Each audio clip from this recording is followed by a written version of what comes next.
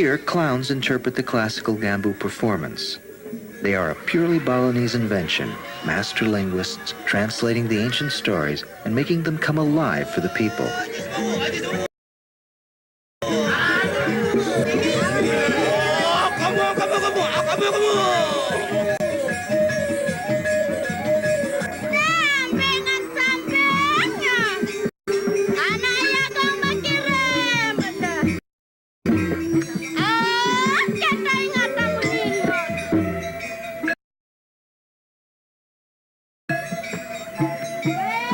A village girl, Made, becomes a Gambu princess forced to marry against her will.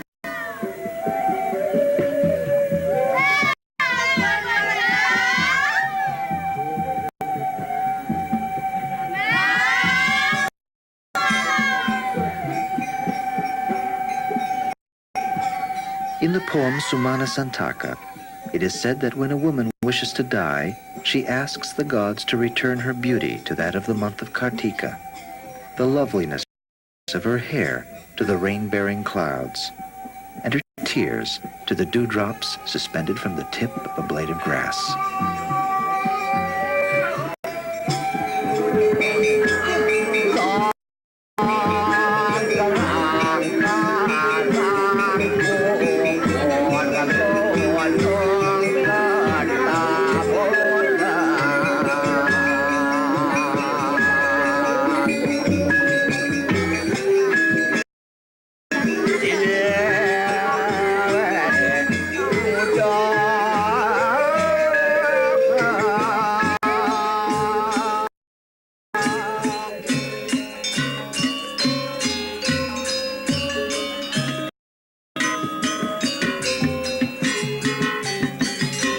The older women dance closest to the shrines of the ancestors. Death for the Balinese is only a moment in an endless cycle of rebirths that will bring them back to the village.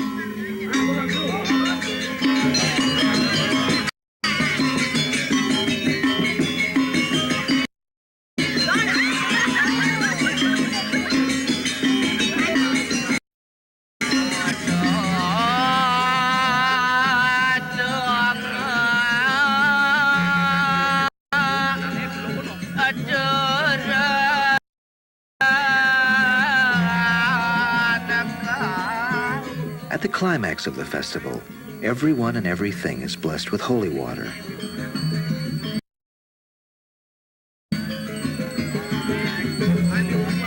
The Balinese call their religion Agama Tirtha, holy water religion.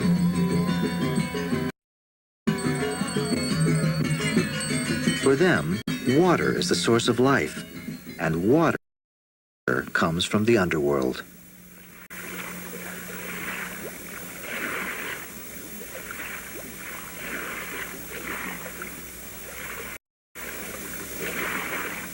In a crater lake at the center of the island, the temple Ulundhanau marks the spot where the waters of the underworld emerge into the middle world.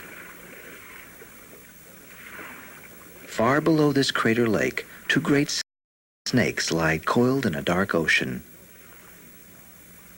It is the thrashing of their bodies that forces the waters of life up into the lake.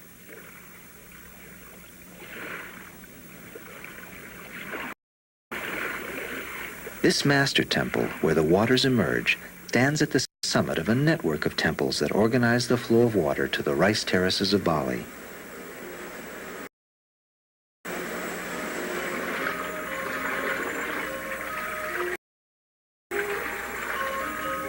All along the irrigation canals, there are temples like Ulundhanau.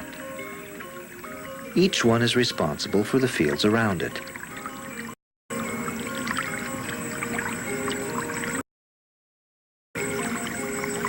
In tropical Bali, there are no seasons. Temples mark the flow of time. Every temple has its own cycle of festivals, and it is these festivals that tell the farmer when to plant and harvest, and when the fields must be flooded.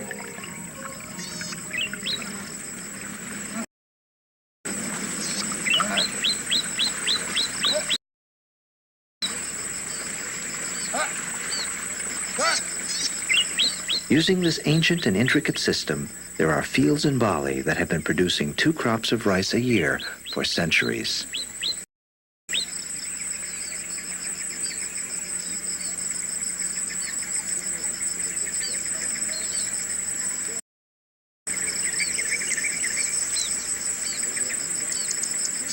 The temples make this system work because they do something unique. With their carefully worked out schedule of festivals, they stagger the use of Bali's limited water supply.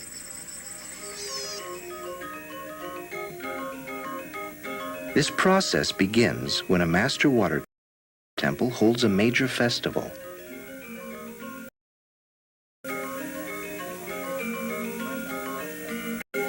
On the same day, the farmers from designated local water temples begin to irrigate and plant their fields.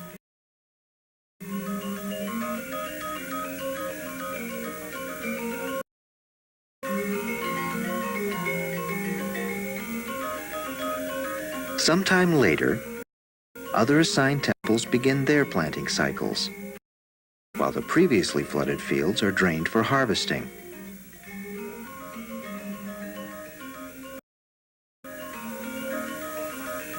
On and on, the opening and closing of irrigation canals is repeated until every rice field in the Master Temple's area has been flooded.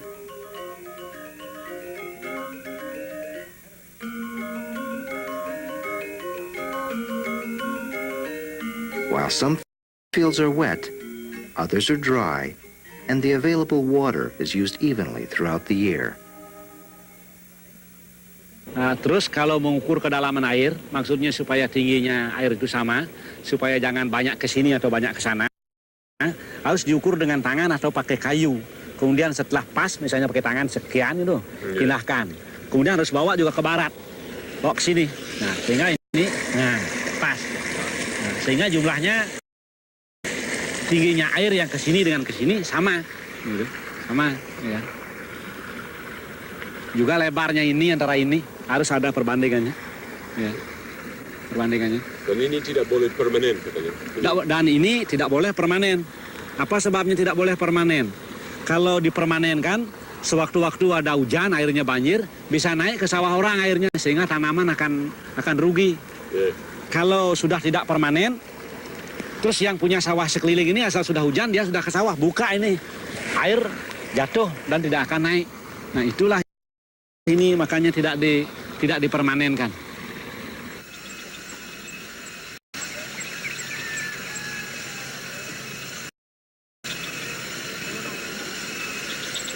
During part of its growing cycle, the rice field must become a still pond so that a blue-green algae can form. The algae has invisible powers, drawing nitrogen directly from the air and fertilizing the rice without depleting the nutrients in the soil. Later, ducks eat the fish and insects that attack the young rice and fertilize the mud with their droppings. Ducks and algae are just 2 factors that have been used by the Balinese farmers to keep their fields in ecological balance for centuries.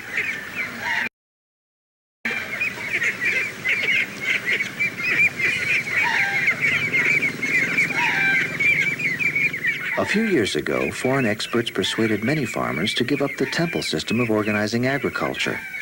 They argued that the ritual calendar was irrational, so everyone planted rice as fast and as often as possible and ignored the temple calendar. Kira-kira mereka ini kalau tidak salah ya, setelah hamanya menyerang ini tahun musim tanam 73, 74 itulah, sehingga dibebaskan daripada pembayaran pajak. Waktu itu tidak semuanya panen, ada apa? Ada tikus mencari ini. Sudah itu mengadakan musyawarah terus kembali. Nah, apa sebabnya kita kok rugi terus begini? Mula-mulanya memang hasil baik kan, nanam padi, ya cepet dia nanam tuh padi terus. Kemudian ada hama, kekurangan air. Nah, timbul lantas begini dengan kawan lain. Nah, kenapa kita meninggalkan warisnya yang sudah baik? Gitu. Karena dengan adanya rabuk dan lain sebagainya, nah, dirapat terus kembali dengan musim tanam yang sekarang yang bersamaan begini.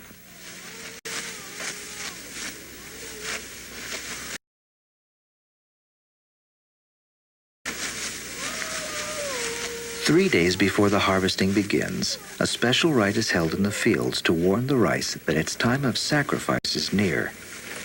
And when its time has come, the rice is harvested with a blade designed to be concealed in the palm of the hand, so the transition from life to death is not shocking.